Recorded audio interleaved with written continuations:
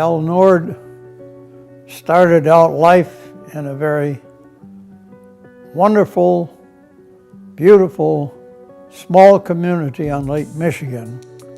I earned a lot of my spending money delivering papers.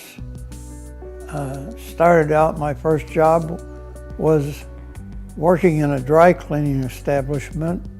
Then during the summers at 14, I was able to start work, got my Social Security card, and started working in a beautiful summer resort on a lake which channeled out into Lake Michigan.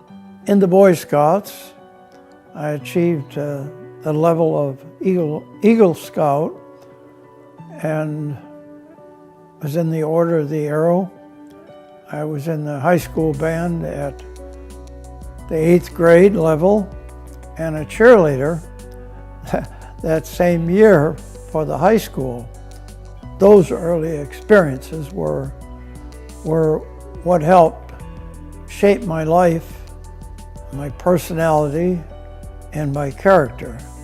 My parents were as great a two people as I've seen or heard of and from the rest of my life.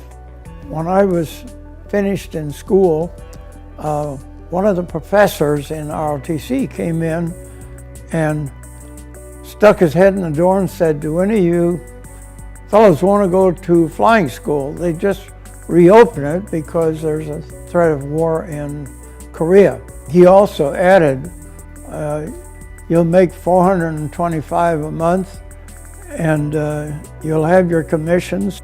I didn't jump at it, but I sure as heck succumbed to the lure of that, because as a hotel administration graduate, I would not have commanded much more than $200, $250 a month. After 7 years in the Air Force, I decided that I wanted to spend more time with my family, because I used to do a lot of flying away from home a lot, and it wasn't the easiest and safest.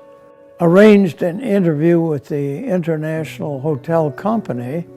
It looked good, the idea of going into the tropics, and when I was interviewed, I was asked if I spoke another language, and I said no. And she said, "Well, why don't you go to work for the airlines? You'll make twice the money and work half the time." Bingo.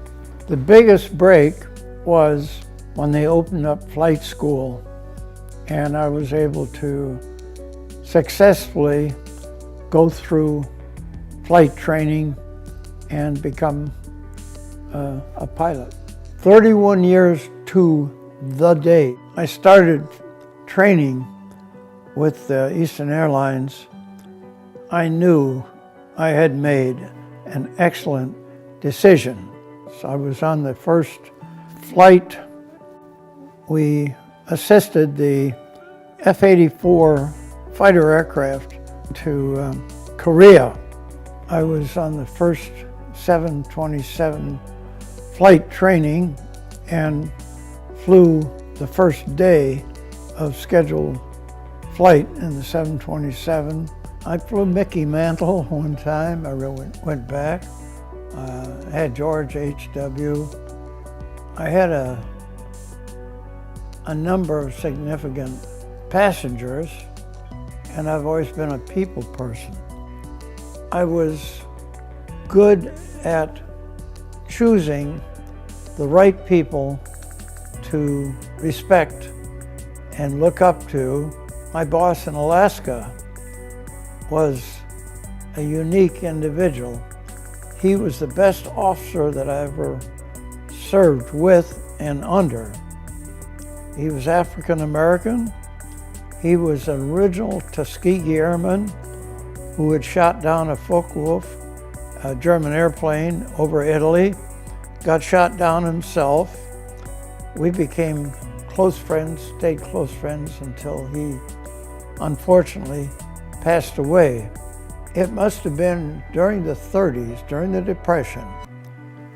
The town of Manistee, in order to keep the children active and in line, had a room up above a drugstore, and they had a boxing ring in there.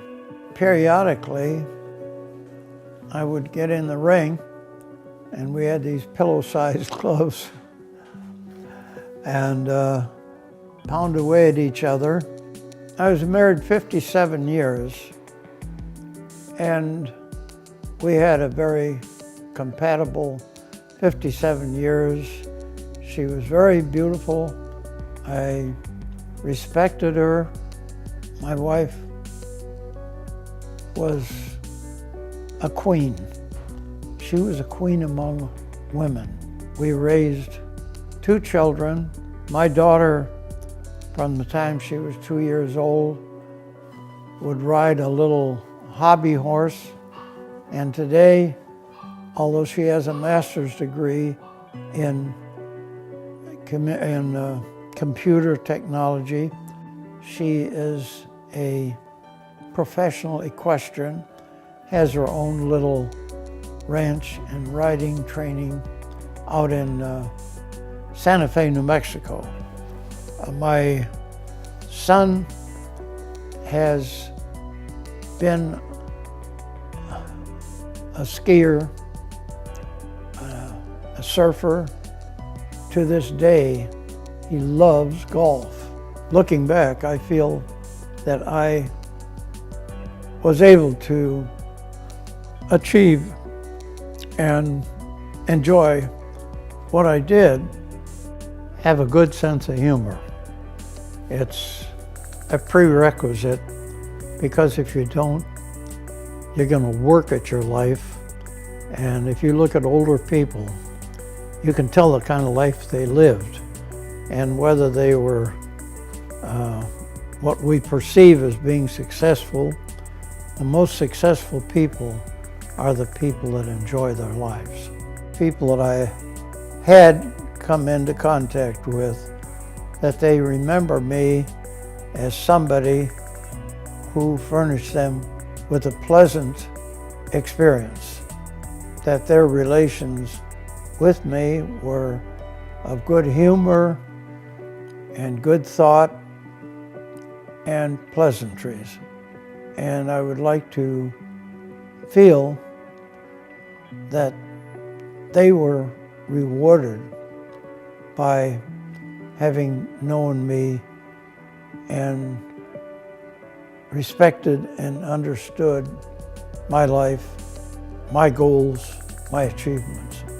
As a legacy, what I would like to feel that I've done is to bring some pleasantries, joy, and friendships that I'm leaving behind, that they remember who I am as long as they are on this earth.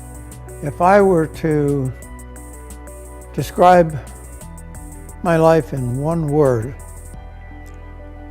I would say that word would be lucky. I use the term lucky, but I feel that there's more to it than that. I think my luck has been furnished by the man upstairs.